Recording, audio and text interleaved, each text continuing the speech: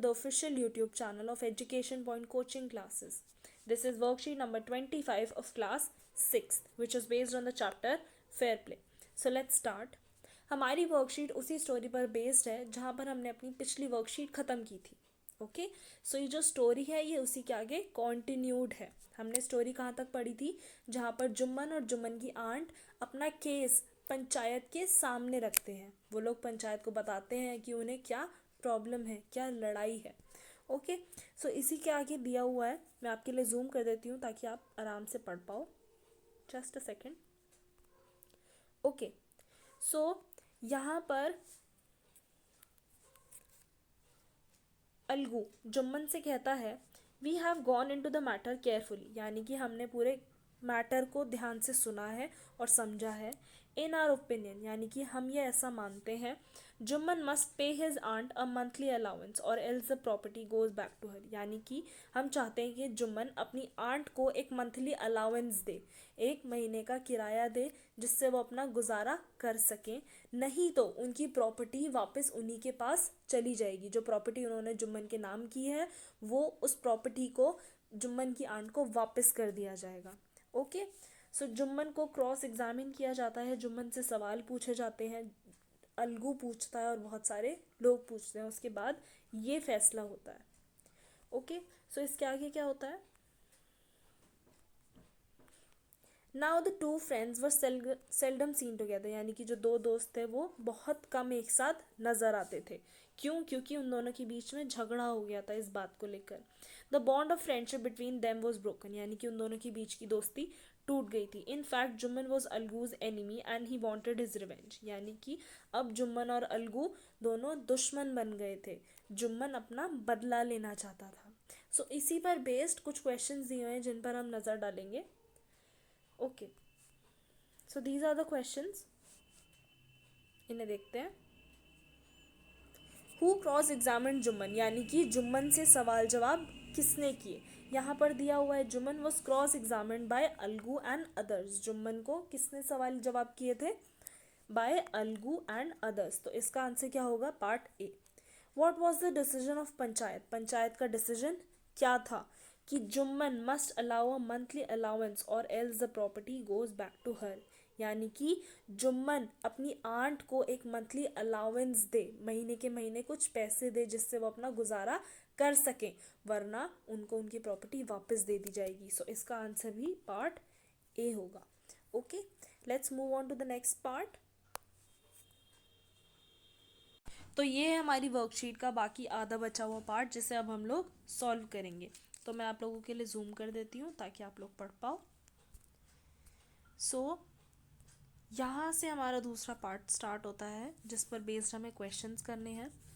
So days passed and as ill luck would have it, यानी कि कुछ दिन बीतते गए और बुरे दिन आते गए. Alagu Chaudhary found himself in a tight spot, यानी कि अलगू चौधरी के बुरे दिन आने लगे, ऐसी सिचुएशन बन गई जिसमें वो परेशान रहने लगा. One of his fine pair of bullocks died, यानी कि उसके पास एक पेयर ऑफ बुलक्स था, यानी कि दो बैल थे जिनमें से एक मर गया. And he sold the other two Samjhu Sahu, और जो दूसरा बैल था वो उसने किसको बेच दिया? समझू साहू को बेच दिया, जो कि कौन था? A cart driver of the village, जो कि गांव में एक कार्ट ड्राइवर था. The understanding was that Sahu would pay the price of bullocks in a month's time, यानी कि दोनों के बीच में एक समझौता हुआ था, एक बात हुई थी, अंडरस्टैंडिंग बनी थी कि साहू एक महीने में उसके पैसे वापस कर देगा. ओके, लेकिन क्या हुआ? It so happened that the bullock died with in a month. जो बैल था वो एक महीने से पहले ही मर गया. समझू साहू ने बोला था कि वो एक महीने में पैसे दे देगा, लेकिन जब बैल एक महीने से पहले ही मर गया तो समझू साहू क्या कहने लगा कि तुम्हारा बैल तो मर गया, अब मैं क्या पैसे दूँ. Several months after the bullocks death, कुछ महीनों बाद अलगू ने साहू को याद दिलाया कि तुम्हें मेरे पैसे लौटाने हैं. Algu reminded Sahu of the money he hadn't yet paid, but Sahu got very annoyed. Sahu बहुत ज़्यादा एंग्री हो गया, अनॉय हो गया, गुस्सा हो गया. क्यों? क्योंकि नेक्स्ट पार्ट देखते हैं इसका. यहाँ से I can't pay you a penny for a wretched beast you sold me, यानी कि मैं तुम्हें एक पैसे भी नहीं दूंगा, अ पेनी, एक पैसे भी नहीं दूंगा। He brought us nothing but रूइन, यानी कि उसने मुझे कोई हेल्प नहीं की है, वो मेरे लिए किसी काम नहीं आया, बल्कि उसने मेरा सब कुछ बर्बाद ही कर दिया। आई हैव अ बुलक, मेरे पास एक बैल है, use it for a month and then return it to me.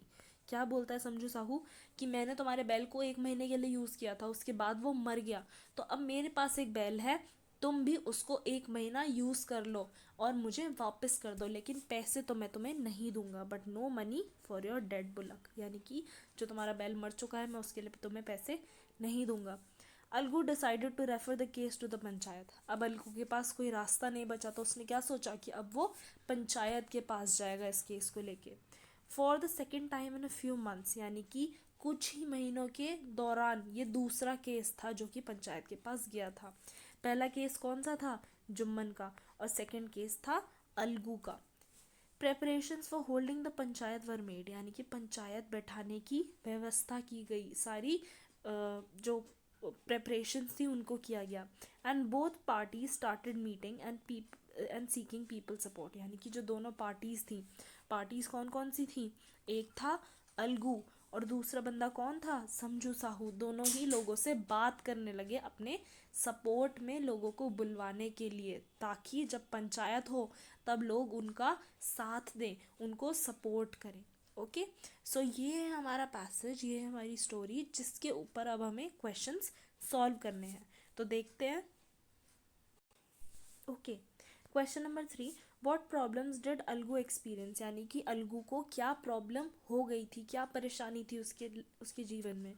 One of his pair of bullocks died, यानी कि जो उसके दो बैल थे उसमें से एक की मौत हो गई और दूसरा उसने समझू साहू को बेच दिया था, जिसकी भी मौत हो गई एक ही महीने में, जिसकी भी मौत हो गई। ओके, सो इसका आंसर होगा पार्ट ए, जैसा कि हमने अभी अभी पढ़ा है। क्वेश्चन नंबर 4, हु वाज समझू साहू, समझू साहू कौन था। समझू साहू एक कार्ट ड्राइवर था, गांव में ही, यहीं पर हमने पढ़ा था, a cart driver of the village. Okay, so this is question number 4, जिसका आंसर है B part. Question number 5, circle the correct meaning of the following words and phrases, यानी कि इन वर्ड्स का हमें मतलब बताना है, इसका क्या मीनिंग है।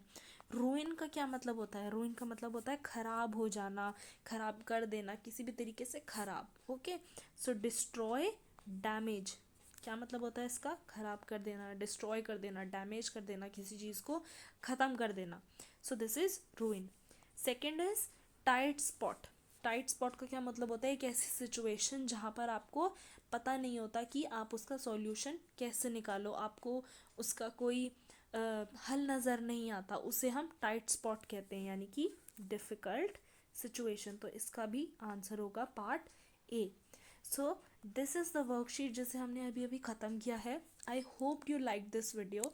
If you like this video, please like, share and subscribe to our YouTube channel, Education Point Coaching Classes. Thank you.